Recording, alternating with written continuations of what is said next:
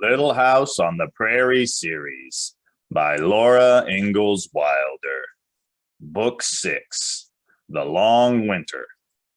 Chapter 13, We'll Weather the Blast. Mixed with those wild voices, Laura heard the clatter of stove lids and Pa's singing. Oh, I'm as happy as a big sunflower that nods and bends in the breezes. Oh, Caroline, Pa called up the stairs. The fires will be going good by the time you get down here. I'm going to the stable. Laura heard Ma stirring. Lie still, girls, she said. No need for you to get up till the house is warmer.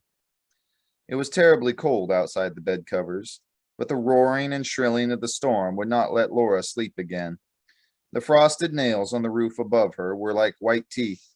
She lay under them only a few minutes before she followed Ma downstairs. The fire was burning brightly on the cook stove, and in the front room the heater's side was red hot, but still the rooms were cold and so dark that it did not seem to be daytime. Laura broke the ice on the water in the water pail. She filled the wash basin and set it on the stove. Then she and Ma waited, shivering, for the water to warm so that they could wash their faces. Laura had begun to like living in town, but this was the same old winter time. When Pa came in, his whiskers were blown full of snow and his nose and ears were cherry red. Jerusalem crickets, this is a humdinger, he exclaimed. Good thing the stable is tight. I had to dig my way into it. Snow was packed as high as the door. Luckily, I put your clothesline where I did, Caroline. I had to come back to the lean-to to get the shovel, but there was the clothesline to hang on to. Hot pancakes and fried pork look good to me. I'm hungry as a wolf. The water was warm in the wash basin for him, and while he washed and combed his hair at the bench by the door, Laura set the chairs to the table, and Ma poured the fragrant tea. The hot cakes were good, with crisp slices of fat pork and the brown and amber grease from the pan, and dried applesauce and sugar syrup besides.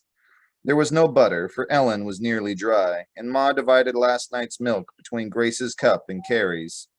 Let's be thankful for the little milk we have, she said, because there'll be less before there's more. They were chilly at the tables, so after breakfast they all gathered around the heater. In silence they listened to the winds and the sound of snow driven against the walls and the windows. Ma roused herself with a little shake. Come, Laura, let's get the work done. Then we can sit by the fire with an easy conscience. In that well-built house, it was strange that the fire did not warm the kitchen. While Ma put the beans to parboil and Laura washed the dishes, they wondered how cold it was now in the claim shanty. Ma put more coal on the fire and took the broom, and Laura shivered at the foot of the stairs.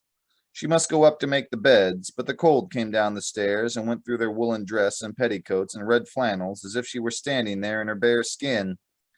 We'll leave the beds open to air, Laura, said Ma. They're upstairs out of sight, and you can do them when the house warms up. She finished sweeping, and the kitchen work was done. They went back to the front room, and sitting down, they put their cold feet on the footrest of the heater to warm. Pa went into the kitchen and came back in his big coat and muffler, his cap in his hand. I'm going across the street to Fuller's to hear the news, he said. Must you, Charles? Ma asked him. Somebody may be lost, he answered. Putting on his cap, he went to the door, but paused to say, Don't worry about me.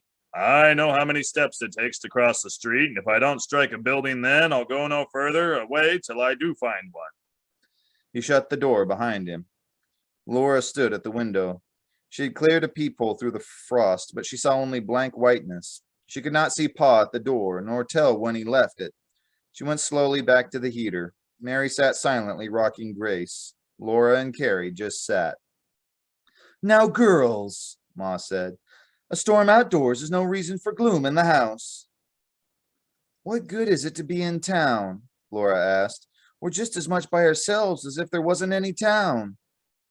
I hope you don't expect to depend on anybody else, Laura. Ma was shocked. A body can't do that. But if we weren't in town, Pa wouldn't have to go out in this blizzard to find out if somebody else is lost. Be that as it may be, Ma said firmly. It's time for our Sunday school lessons. We will each say the verse we learned this week, and then we'll see how many of the old lessons we remember.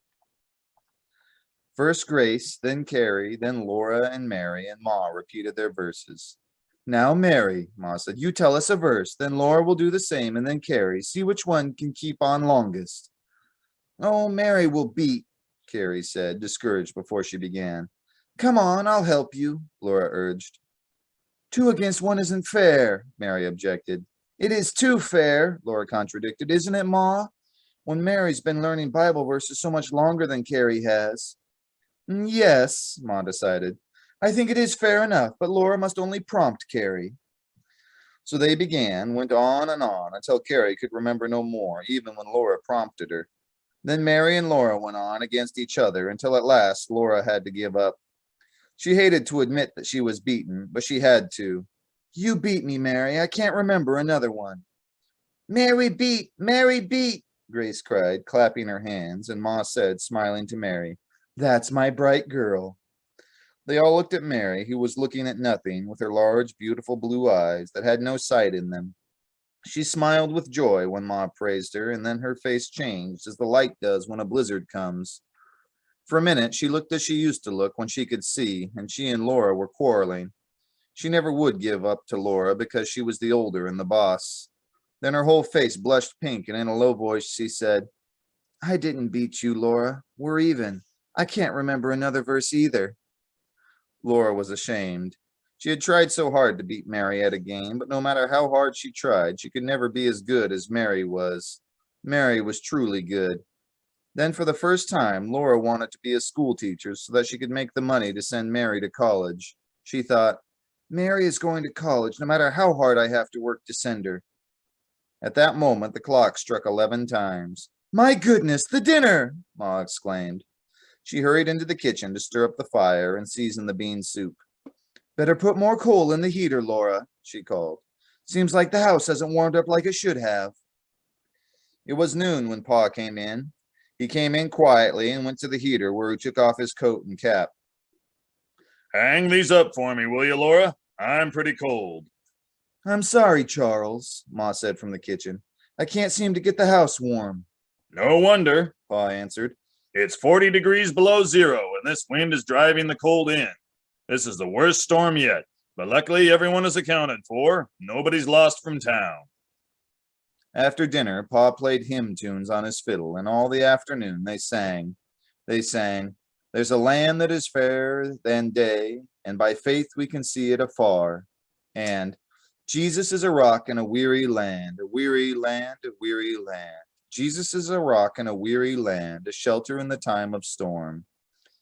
They sang Ma's favorite, There is a Happy Land Far, Far Away.